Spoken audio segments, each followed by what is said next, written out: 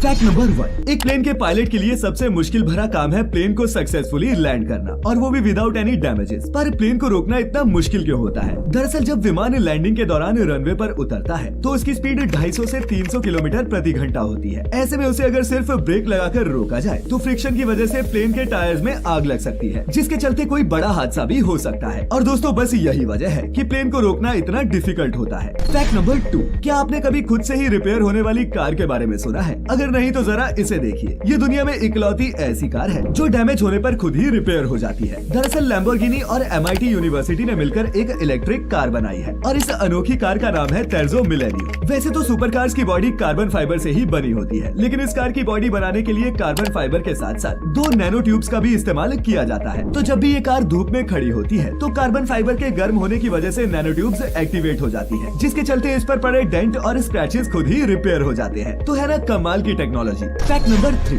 पाकिस्तान की इमेज आज दुनिया भर में खराब हो चुकी है, लेकिन एक टाइम ऐसा भी था जब पाकिस्तान हमारी इंडियन आर्मी का मजाक उड़ाता था। दरअसल पहले पाकिस्तान जब भी इंडियंस पर गोलीबारी करते तो वो बिना किसी की परमिशन के ही गोली चला देते, लेकिन अगर हमारी इंडियन आर्मी को उस गोली का जवाब भी देना हो तो उन्हें पहले दिल्ली फोन करके परमिशन लेनी पड़ती, और इसी बात पर पाकिस्तान की आर्मी हमेशा इंडियन आर्मी पर हंसा करती। हालांकि अब हमारी आर्मी को ऐसी किसी भी परमिशन की जरूरत नहीं पड़ती, लेकिन कहते हैं ना कि हद से ज्यादा गुरूर एक दिन हमें ले डूबता है, और ऐसा ही कुछ हुआ पाकिस्तान के साथ भी, जिसका नतीजा आज उसके तंग हालात हैं। फैक्ट नंबर 4, आजकल सड़कों पर आपको कुछ इस तरह के स्पीड ब्रेकर्स देखने को मिल जाएंगे जो बेहद नुकीले तो होते हैं, लेकिन इससे टायर को कोई नुकसान नहीं पहुंचता। अब ऐसा क्यों, आइए बताते हैं। दरअसल इस तरह के स्पीड ब्रेकर्स का इस्तेमाल रॉन्ग साइड से आने वालों के लिए किया जाता है, क्योंकि जब कोई गाड़ी रॉन्ग साइड से आ रही हो तो इससे टायर पंचर होने के चांसेस बढ़ जाते हैं, जिससे राइडर एक्सीडेंट से बच सकता है, क्योंकि रॉन्ग साइड से आने वाली गाड़ियों से ये ब्रेकर्स एक्टिवेट हो जाते हैं, जिससे इनके ये कांटे बाहर निकल आते हैं। वहीं अगर गाड़ी राइट साइड पर है तो आपकी गाड़ी को कोई भी नुकसान नहीं होता, क्योंकि उस केस में ये ब्रेकर्स नॉर्मल स्पीड ब्रेकर की तरह ही बिहेव करते हैं। फैक्ट नंबर 5, घरों के ऊपर लगे मोबाइल फोन के टावर्स तो आपने बहुत देखे होंगे, और ये बात तो हम सभी जानते हैं कि टेलीकॉम कंपनीज घर की छत पर टावर लगाकर काफी पैसा छापती है। लेकिन क्या आपने कभी ये सोचा है कि अगर घर पर लगा हुआ ये टावर गिर जाए तो इसके नुकसान की भरपाई किसकी जेब से होगी? दरअसल टावर लगाने वाली कंपनी उस घर के ओनर को अच्छा खासा रेंट भी देती है। ऐसे में अगर टावर गिर जाए, वो भी पूरे घर के साथ, तो इसमें सिर्फ टावर कंपनी की ही गलती नहीं मानी जाती। सबसे पहले ये देखा जाता है कि घर का ओनर सभी टर्म्स को फॉलो कर पाया है या फिर नहीं। अगर नहीं तो ऐसे में घर के ओनर और टावर कंपनी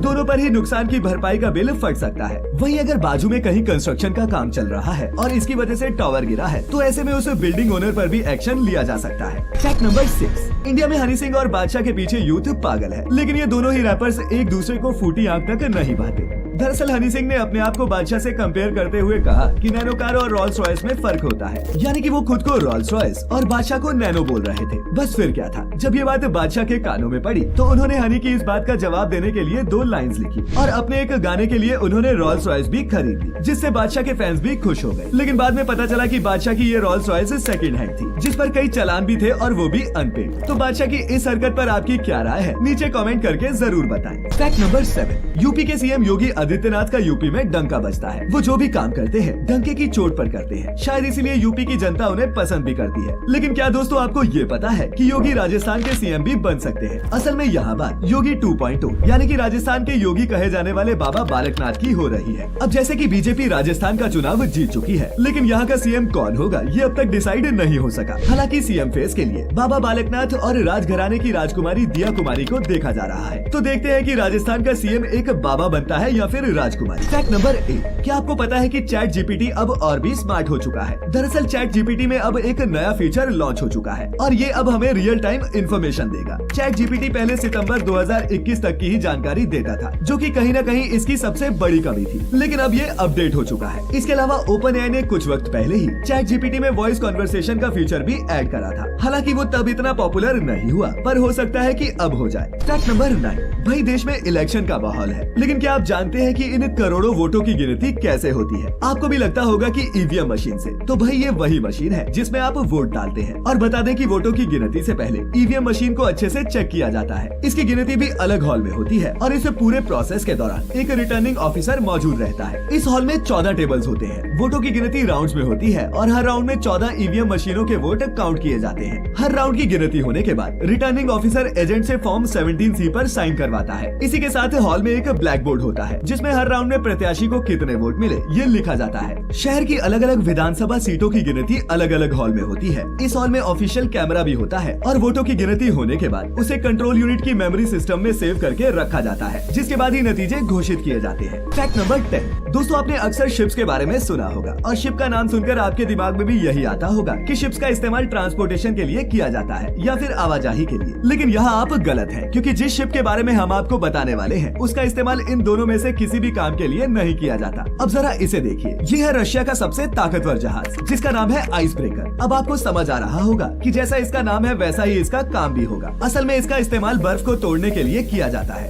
समुद्री बर्फ जो सर्दियों में समुद्र पर मोटी चादर की तरह बिछ जाती है, इन्हीं को तोड़ने के लिए इन बड़ी बड़ी शिप्स का इस्तेमाल किया जाता है। तो दोस्तों, कैसे लगे आपको आज के हमारे ये अजीबोगरीब फैक्ट्स? अगर पसंद आए हो तो लाइक का बटन दबा देना, साथ ही साथ अपने दोस्तों के साथ ये वीडियो शेयर भी जरूर करना। फिर मिलेंगे किसी ऐसी ही इंटरेस्टिंग वीडियो में, तब तक के लिए आपका बहुत बहुत शुक्रिया।